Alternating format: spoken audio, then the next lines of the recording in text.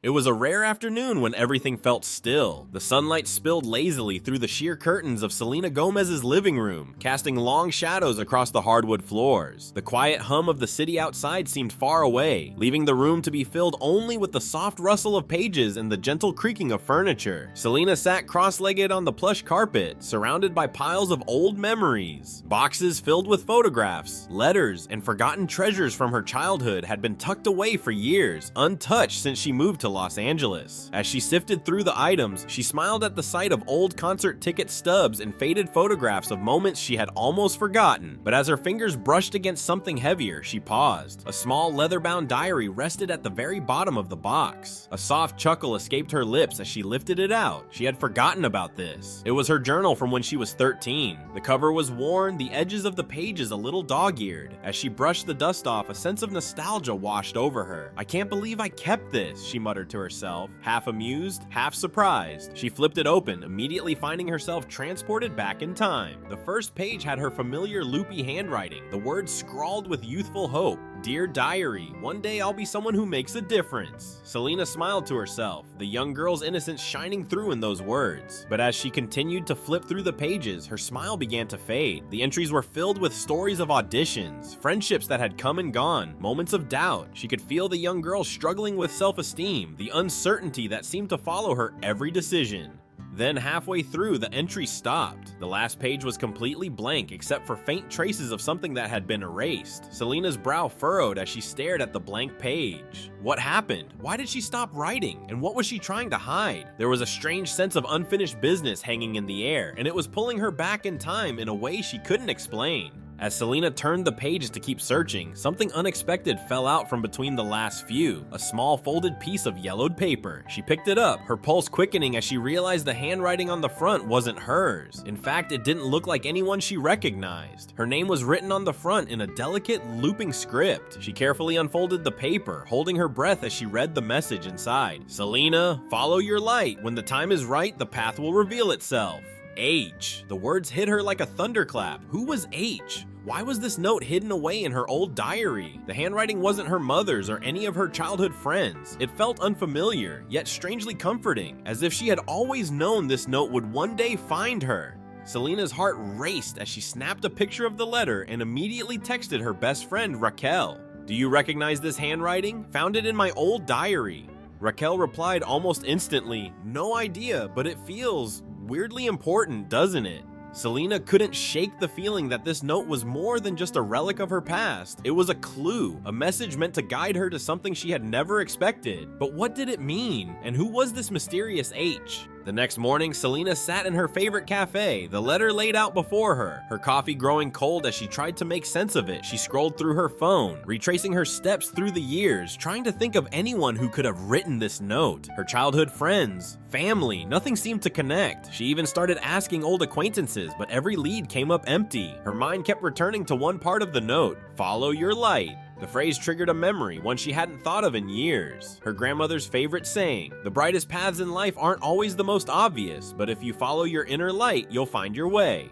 Selena remembered how her grandmother always spoke about light, about following your heart, even when the world doesn't make sense. That moment was like a spark. Selena suddenly knew she had to go back to Grand Prairie, Texas. The answer, she felt, was waiting for her there, at the place where her journey had started. She booked a flight for the next day. There was no turning back now. That this feeling of urgency was more than just curiosity. It was a pull from deep within her.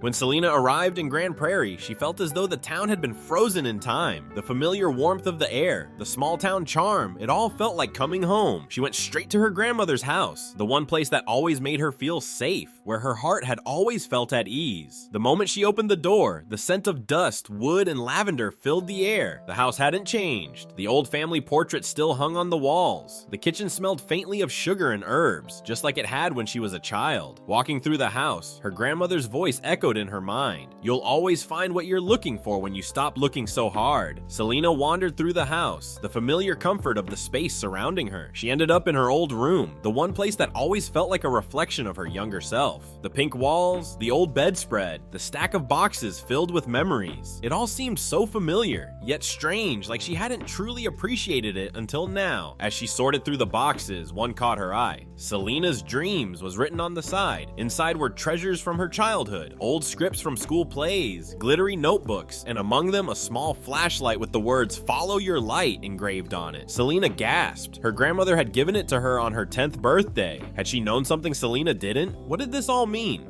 Selena dug deeper into the box and found something unexpected, a sealed envelope addressed to her in her grandmother's handwriting. The moment she tore it open, a hand-drawn map fell out. It was a map of their neighborhood with a small X marking a spot by the creek where Selena used to play as a child. Beneath the map was another note: "When you're ready, the light will guide you." Her hands shook as she processed the words. This was more than a family keepsake. It was a puzzle, a map leading her to something she had to find. The flashlight in her hand felt heavier now. With no more hesitation, she grabbed the map and the flashlight, her heart racing as she set out toward the creek, the late afternoon sun casting long shadows along the path.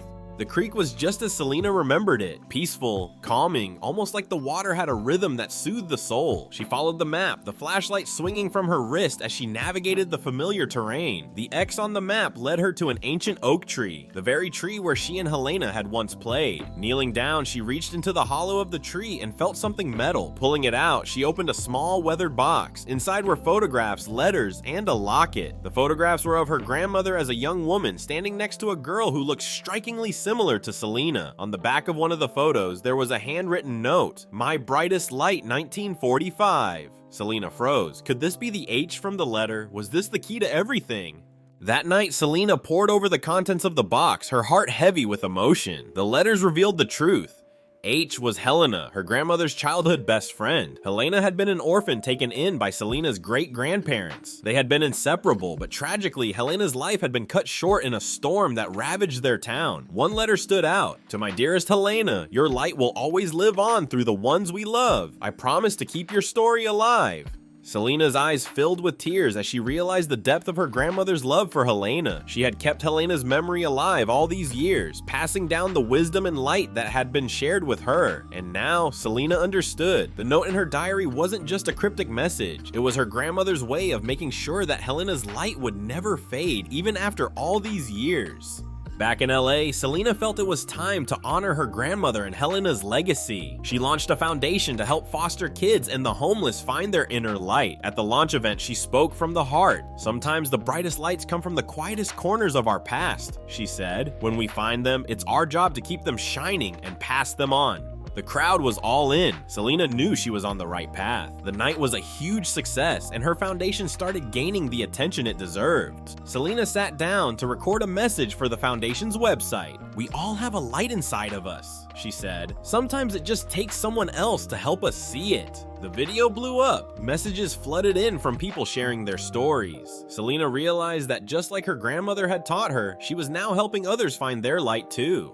Selena picked up her old diary one last time and wrote, "I found the light, now I'll help others find theirs." She put the diary next to Helena's locket on her nightstand, the flashlight beside them. As she gazed out at the city lights, Selena felt at peace. She had come full circle, and the light would live on.